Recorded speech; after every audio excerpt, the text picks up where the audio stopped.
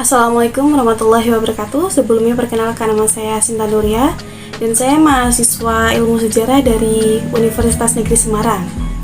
Dibuatnya video ini untuk memenuhi tugas dari mata kuliah konservasi sosial. Dan yang saya hormati Bapak Soheh selaku dosen pengampu pada mata kuliah ini. Pada video kali ini saya mengambil kajian sosial yang ada di lingkungan saya, yaitu di Kota Tegal. Ketika kita mendengar kata Tegal, biasanya kita akan merujuk pada bahasa ngapaknya, warteg, tradisi minum teh, ataupun tahu acinya yang sangat enak. Namun, ada satu lagi kearifan lokal atau yang menjadi ciri khas dari Tegal, yaitu batik tulisnya. Sebelum saya membahas lebih jauh mengenai batik, kalian tahu nggak sih kalau batik itu dikategorikan oleh UNESCO sebagai warisan tak berbenda, yang mana itu seperti tuntutan atau beban untuk kita sebagai generasi muda untuk mewarisi kerajaan ini dengan terus melestarikan ataupun membudidayakan batik tulis ini.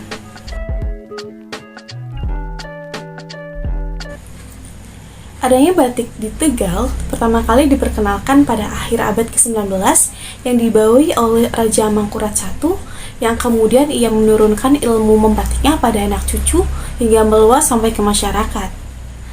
Dan motif batik pada saat itu hanya didominasi oleh warna hijau dan kecoklatan. Berikut saya lampirkan video dokumenter mengenai batik yang ada di lingkungan saya.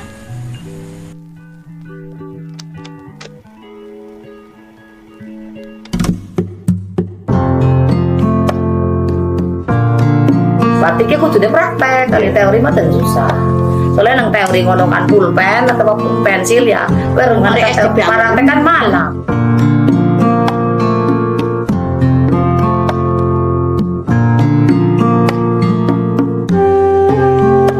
Mulai nyekel efek batik nanti mulai tahun 80.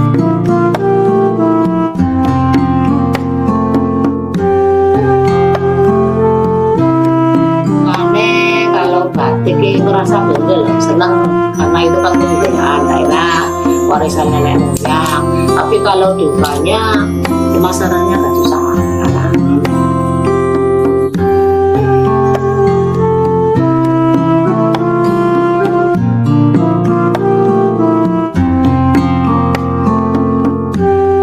Batiknya kudu praktek, dari teori mah dan susah. Soalnya nang teori ngono kan pulpen atau pensil ya, baru ngerti praktek kan malam.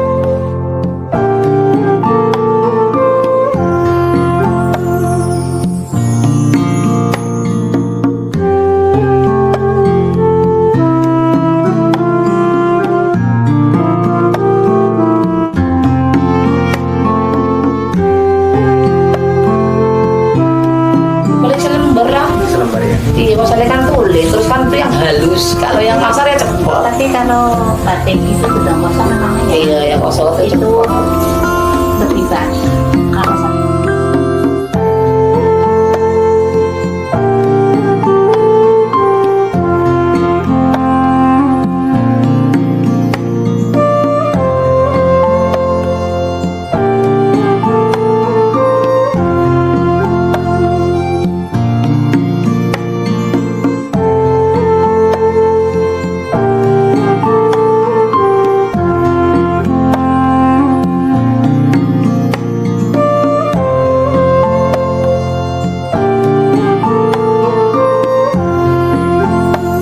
Kalau harapannya kan batik makin lancar, makin disukai, makin banyak yang memakai, terus yang terus berkembang lah, jangan sampai punah.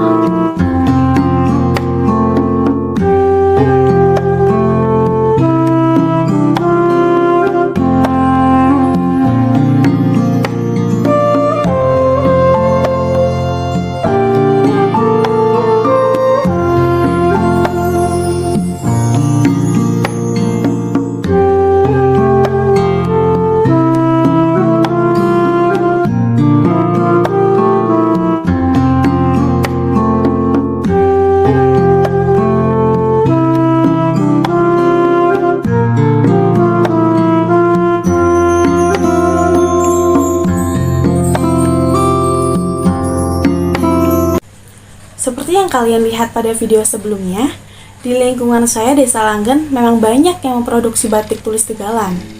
Dan seiring berjalannya waktu, batik Tegalan memiliki beraneka ragam jenis dan warna. Di antaranya menggunakan motif batik flora dan fauna.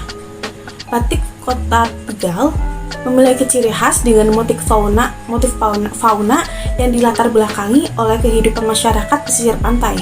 Yang mana Kota Tegal itu kan emang dekat ya dengan pesisir pantai gitu.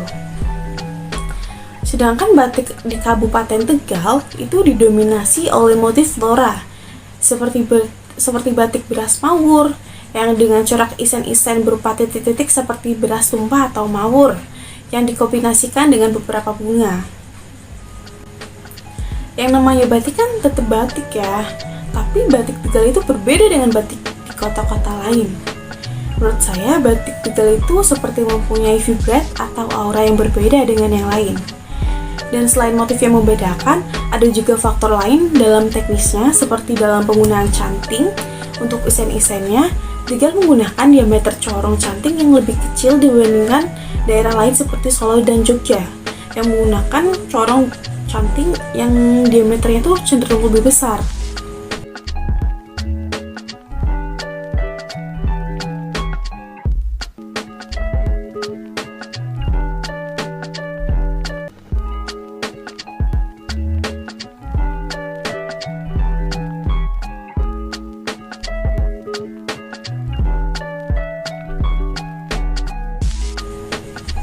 Adapun motif lain yang temanya flora seperti gelodahan, tambangan, kawung, kitiran atau diwek, belah ketupat, kerikilan, kawung beton, sawat rembet, belarakan, dan masih banyak motif lain yang tidak bisa saya sebutkan pada video ini karena durasi.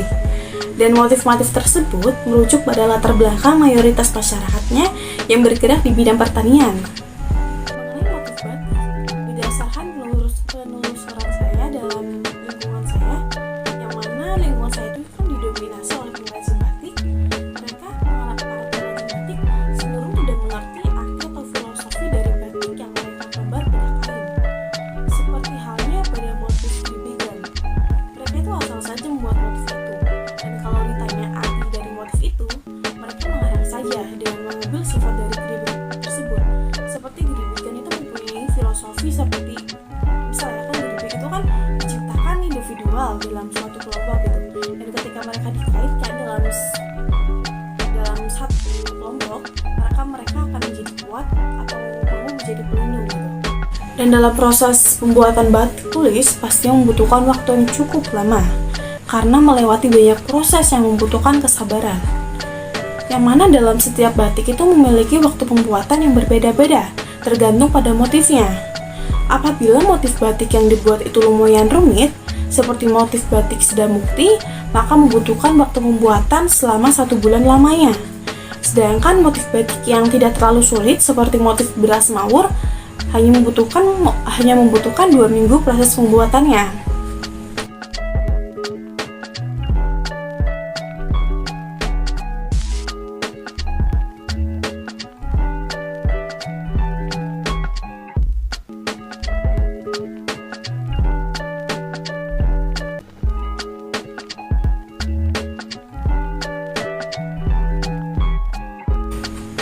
Dari banyaknya tahap pembuatan batik tulis yang merumitkan, di zaman sekarang kita sangat sulit untuk menemukan pengrajin batik tulis.